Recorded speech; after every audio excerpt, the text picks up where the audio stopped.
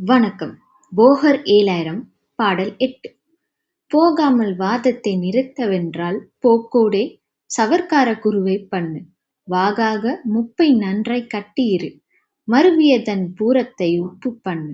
தாகாரும் தாளகத்தை நீறு பண்ணு. சமத்துடனே வங்கத்தைச் சுண்ணம் பண்ணு. வேகாத துரிசியைத்தான் குருவாய்ப் பண்ணு. விளங்கியதோர் வாதமெல்லாம் கைக்குள்ளாச்சே.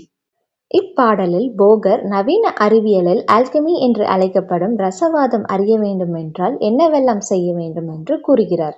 முதலில் சவர்க்கார குருவை செய்ய வேண்டும். காரம் என்பது நவீன அறிவியலில் ஆல்கலைன் என்று அழைக்கப்படும் இக்காரத்தன்மையுடைய பிரதான ரசவாதம் செய்ய வேண்டும். மேலும் அண்டக்கல், கல்லுப்பு, வெடியுப்பு வைத்து முப்பு தயாரிக்க வேண்டும். இது மருந்தின் வீரியத்தை பல மடங்கு உயர்த்தும். முப்பொருள் உப்பு சேர்ப்பு.